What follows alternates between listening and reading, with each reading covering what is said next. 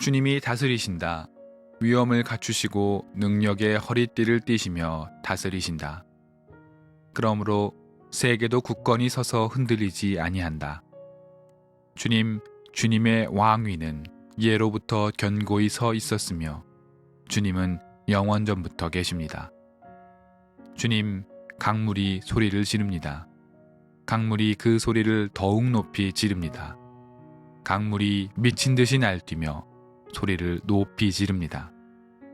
큰 물 소리보다 더 크시고 미친 듯이 날뛰는 물결보다 더 어미하신 주님, 높이 계신 주님은 더욱 어미하십니다.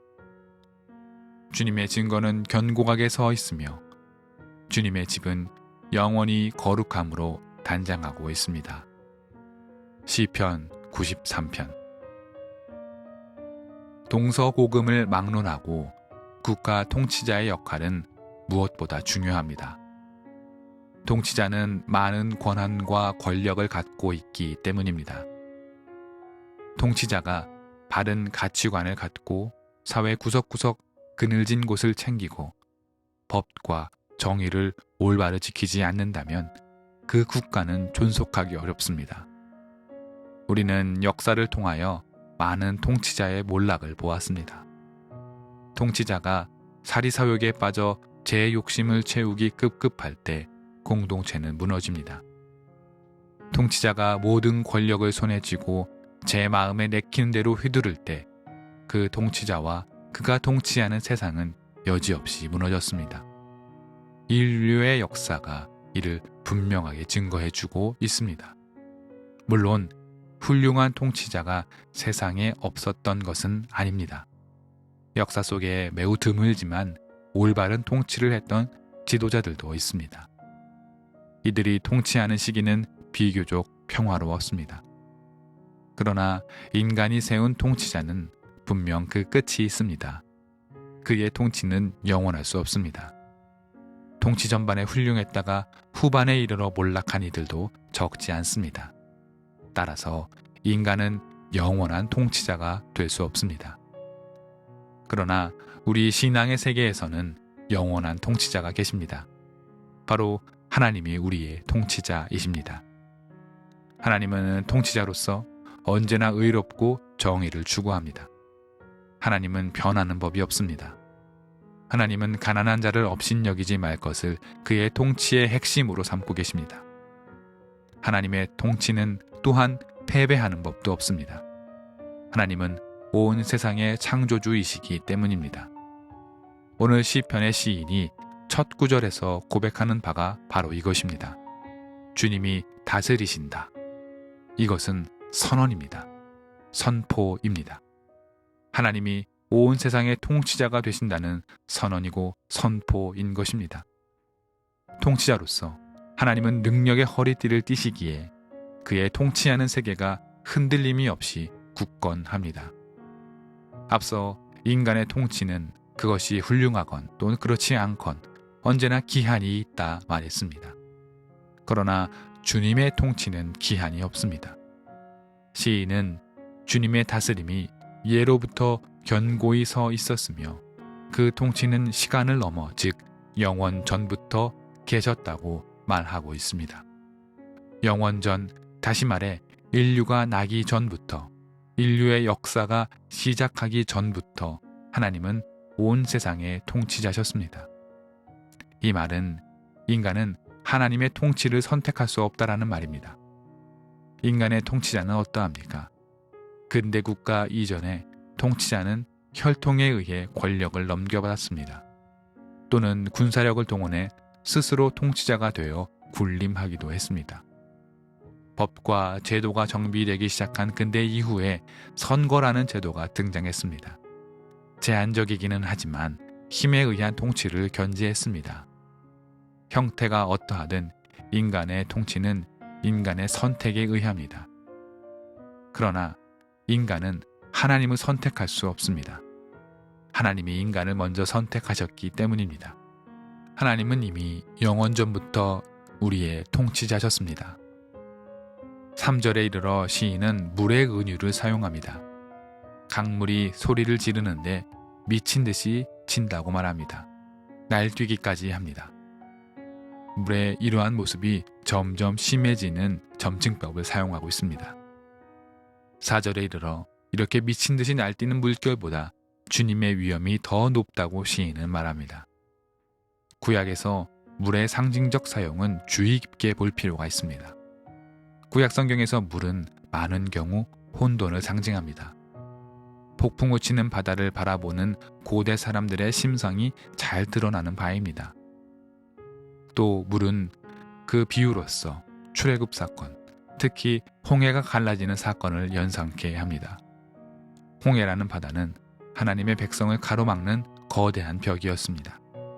넘실거리는 파도를 보며 탈출한 이스라엘 백성들은 두려웠습니다. 그러나 그 검푸른 바다를 하나님께서 어떻게 하셨습니까? 잘 알고 계시리라 믿습니다. 하나님은 바다를 가르셨습니다. 그리고 그 가운데 통로를 만드셨습니다. 이 말은 미친 듯 날뛰는 물을 하나님께서 통제하시고 또 잠잠케 하셨다라는 말입니다. 바다는 날뛰고 싶었으나 파도를 일으키고 싶었으나 하나님의 위엄에 눌리어 잠잠해질 수밖에 없었던 것입니다. 이스라엘 백성들은 그렇게 하나님으로부터 통제된 바닷속을 무사히 건넜습니다. 하나님은 인류의 두려움의 상징이었던 물을 잠잠하게 만드시는 힘을 갖고 계신 것입니다. 시인의 은유가 무엇이겠습니까? 세상은 저마다 잘난 맛에 미친 듯이 날뛰지만 하나님의 위엄 앞에 통제될 수밖에 없고 잠잠해질 수밖에 없음을 시인은 보고 있는 것입니다. 마지막으로 주님의 증거는 견고히 서 있다라고 시인은 말합니다. 여기서 증거라고 번역된 단어는 다른 말로 법이라고 볼 수 있습니다. 하나님은 위엄 있는 통치자로 세상에 계시면서 하나님의 법을 세우셨습니다. 세상은 그 법을 따라 살아야 합니다. 하나님의 법은 치우침이 없기에 인간은 그 법을 준수해야 합니다. 그리고 그 법을 준수할 때 살 수 있습니다. 이것은 시인이 바라보고 있는 하나님의 통치에 대한 그의 비전입니다. 하나님은 물과 바다로 표상되는 혼돈과 힘의 무자비함을 통제하시고 정의와 공의의 법으로 다스리시며 또 그 다스림은 영원전부터였고 또 영원히 지속됨을 노래합니다. 그런데 하나님의 통치에 대한 이 벅찬 고백은 한 가지 중요한 전제가 있습니다. 하나님의 다스림은 인간의 통치보다 위에 있습니다. 그러나 하나님의 통치는 인간을 강제하는 방식으로 작동하지는 않습니다. 하나님의 통치가 미치지 못하는 곳은 없습니다. 그러나 그 통치를 인정하는 자만이 하나님의 통치를 받는 백성으로 살아갑니다. 이것은 중요한 선언입니다. 세상은 하나님의 통치에서 벗어날 수 없지만 인간이 하나님의 통치를 인정하지 않는 한 그것을 강제할 방법이 없습니다. 이는 하나님의 통치가 능력이 부족하다거나 통치가 미치는 지역이 제한된다는 뜻이 아닙니다. 하나님의 일하는 방식이 그와 같지 않다는 뜻입니다. 하나님의 통치를 인정하지 않는 사람들을 벌 주거나 감옥에 가둘 수는 없습니다. 하나님의 통치는 그렇게 작동되지 않습니다. 이는 믿는 자와 믿지 않는 자를 갈라서 믿는 자는 천국에 가고 믿지 않는 자는 지옥에 간다는 그런 말이 아닙니다. 이는 오히려 하나님의 통치를 인정하고 있는 모든 믿는 자들의 책임이 있다는 말을 의미합니다. 무슨 책임입니까? 온 세상이 하나님의 통치 안에 있음을 인정하게 하는 일입니다. 주님의 은총의 빛이 온 세상 사람들에게 내려쬐고 있으나 아직 눈을 뜨지 못하고 있는 이들에게 눈을 들어 그 빛의 세계로 들어오라고 말해야 할 책임이 우리에게 있는 것입니다. 은총과 통치의 의미를 올바로 이해하지 못하면 통치를 거부하는 믿지 않는 자들을 그저 죽음과 지옥뿐이라고 매우 제한적이고 사려 깊지 못하게 말하는 꼴이 됩니다. 여러분께서는 하나님의 통치를 인정하고 계신지요? 우리는 우리 자신에게 물어봐야 합니다. 세상은 하나님의 통치를 인정하지 않습니다. 오히려 하나님의 통치를 조롱하거나 미련하다고 말합니다. 바울의 말이 참으로 맞는 말입니다. 고린도 교회에 보내는 편지에서 바울은 이렇게 말합니다. 십자가의 말씀이 멸망하는 자들에게는 어리석은 것이지만 구원을 받는 사람인 우리에게는 하나님의 능력입니다. 바울의 말도 같은 뜻입니다. 온 인류 세상에 십자가의 은혜가 미치지 않는 곳이 있을 수 있습니까? 그럴 수 없습니다.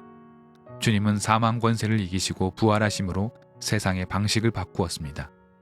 이제 주님은 그를 믿는 자마다 하나님의 자녀가 되는 권세를 주셨습니다. 그러나 이 십자가의 은총을 믿지 않는 사람들은 바울 시대나 지금 시대나 언제나 동일하게 있습니다. 바울은 모든 믿는 자들이 그리스도의 편지가 되어 사람들을 은총의 빛으로 끌어안으라고 독려합니다. 하나님의 통치 세계 안으로 들어오게 하는 역할을 우리가 해야 함의 의미가 여기에 있는 것입니다. 우리는 모두 하나님의 다스림을 받는 사람들입니다. 능력의 주님께서 굳건히 우리의 통치자가 되어 주십니다. 바다처럼 우리를 덮으려는 모든 위협에서 주님은 우리를 지켜주십니다. 그렇다면 이 통치를 받아들이지 못하는 사람들에게 우리가 해야 할 일이 있습니다. 하나님의 통치 세계가 참으로 아름답고 평화로우며 정의와 공의로운 세계임을 우리가 우리의 삶으로 입증해야 합니다. 그렇게 우리가 터하고 있는 이 땅을 하나님 나라의 통치로 바꾸어 나가야 할 책임이 우리에게 있음을 시인은 오늘 들려주고 있습니다.